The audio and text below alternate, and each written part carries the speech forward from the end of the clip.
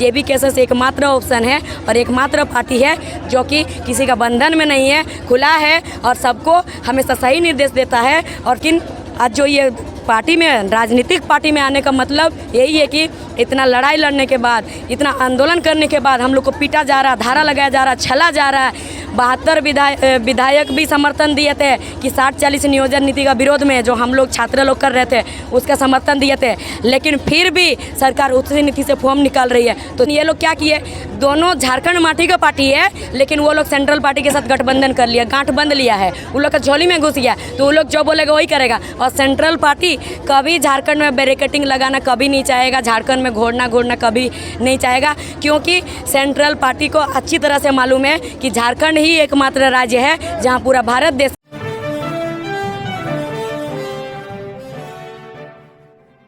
नमस्कार दोस्तों, मैं हूं दशरथ प्रधान और आप देख रहे हैं छोटा नागपुर लाइव। झारखंडी भाषा खतियान संघर्ष समिति जो है, समिति का गठन हुआ, मूल मांग था 60-40 नियोजन नीति नहीं चलेगा, 90-10 नियोजन नीति होनी चाहिए और झारखंडियों का जो पहचान है 1932 खतियान उसे लागू होना चाहिए।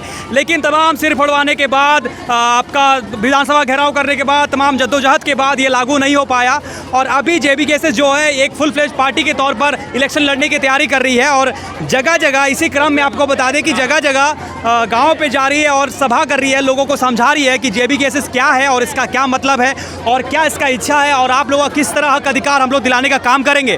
तो आज हम लोग उदयपुर में हैं और उदयपुर में जो है यहाँ पे एक बेबी महतो जी पधारी थी और वो कुछ देर पहले यहाँ पे एक लंबा चौड़ा भाषण दी, समझाई, लोगों को यहाँ समझाने की कोशिश की आखिर जेबी केसेस क्या है और उसका क्या इच्छा है। तो बेबी महतो जी, आपका हमारे चैनल में बहुत बहुत स्वागत है पहले तो। और आप जगह जगह जा रही है, आज ही 4 प्रोग्राम रखा गया है जिसमें आप गाँव जा रही है, लोगों को समझा रही हैं कि जो जेबी केसेस का जो मूल आधार क्या है और जो 1932 खतियान क्या है, 60-40 नियोजन नीति क्या है। आपको क्या लगता है आज का प्रोग्राम में आपने जो मेन मकसद क्या था इसको गांव को समझाने को लेकर?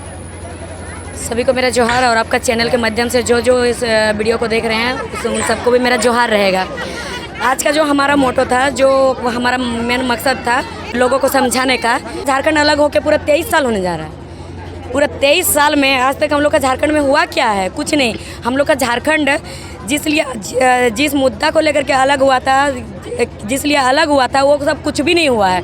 हम लोग का क्या मतलब है कि हम लोग जब बिहार था और जब अब झारखंड अलग हुआ, अब जब ये कीजिए तो कुछ अलग है नहीं, सेम है, खाली नाम का एक झारखंड बना है, भौगोलिक तौर पे बना है, लेकिन यहाँ का ना कोई उद्योग नीति है, ना विस्थापन नीति है, ना नियोजन नीति है, कोई नीति नहीं है।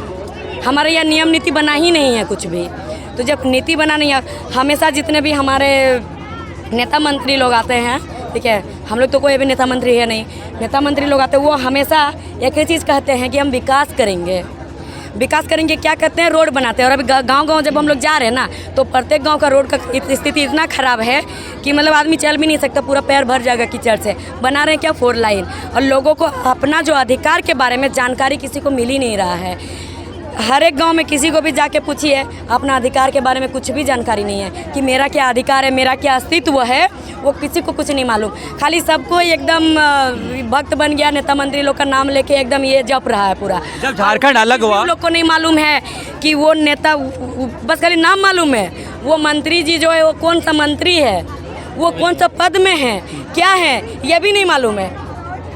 जब झारखंड अलग हुआ तो आजसू पार्टी का जब गठन हुआ, जेएमएम का जब गठन हुआ, उनका भी मेन मोटो था, जो कि जेबी केसेस का जो मेन मोटो हमें लगता है वही है कि झारखंडियों को हक अधिकार दिलाना, यहाँ जो भ्रष्टाचार है, जो बाहरी है, उनको हटाना। लेकिन अब तक जेएमएम और आजसू के द्वारा भी नहीं हो पाया। तो आप पर कैसे लोग, जो पब्लिक है, भरोसा करे कि आप एक नया पार्टी गठन करेंगे और इसमें होगा?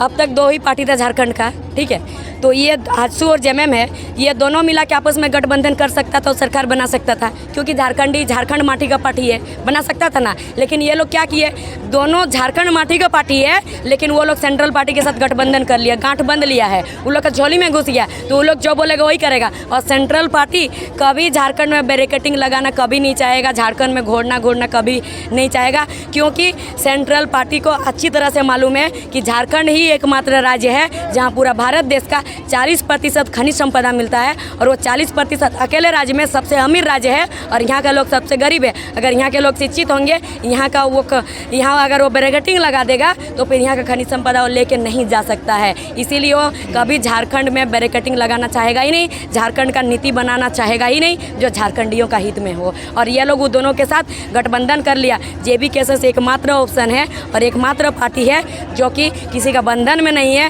खुला है और सबको हमेशा सही निर्देश देता है और सबको अपना अधिकार के बारे में जानकारी देता है। और JB-KSS पार्टी का देन भी वही लोग है। आज वही लोग के वजह से JB-KSS पार्टी बना, वरना JB-KSS पार्टी में जितने कोई भी है सबका कोई ना कोई अलग अलग रास्ता था, लेकिन मजबूर होकर के यहाँ पर आए। JB-KSS पहले पार्टी नहीं बना था, ये एक क्रांति था। JB-KSS एक विचार है, ये टाइगर का एक विचार है।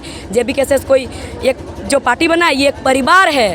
लेकिन आज जो ये पार्टी में, राजनीतिक पार्टी में आने का मतलब यही है कि इतना लड़ाई लड़ने के बाद, इतना आंदोलन करने के बाद हम लोग को पीटा जा रहा, धारा लगाया जा रहा, छला जा रहा है। 72 विधायक भी समर्थन दिए थे कि 60-40 नियोजन नीति का विरोध में जो हम लोग छात्र लोग कर रहे थे उसका समर्थन दिए थे, लेकिन फिर भी सरकार उसी नीति से फॉर्म निकाल रही है। तो JB-KSS आज मजबूर हो गया है एक राजनीतिक पार्टी बनने के लिए, क्योंकि हमारे पास और कुछ ऑप्शन ही नहीं है। क्योंकि जब तक राजनीतिक पार्टी नहीं बनेगा तो फिर हम लोग बदलाव नहीं कर सकते हैं, क्योंकि हम लोग के ऊपर धारा लगाया जा रहा है। दादा, जिस तरह विधानसभा में देखने को मिला कि बीते दिन हेमंत सरकार जी बोल रहे हैं कि 1932 को लेकर हम अडिग हैं और नियोजन नीति पर भी हम चर्चा कर रहे हैं, तो क्या यदि सरकार आप लोगों की मांगे मानती है तो क्या आप लोग बैकफुट में आएंगे और इलेक्शन की और नहीं सोचेंगे? अगर माननीय मुख्यमंत्री हेमंत सोरेन जी अगर हम लोग जो भी मांग है, अगर अभी भी हम लोग बोलते हैं, अगर वो पूरा हो जाता है तो हम लोग पार्टी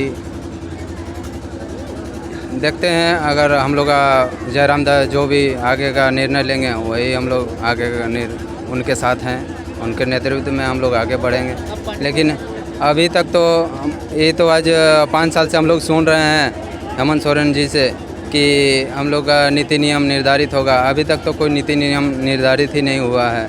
आगे देखा जाए क्या करते हैं। 1 साल अभी बचा हुआ है, 1 साल में 4 साल तो हम लोग दे ही चुके हैं, 1 साल बचा है।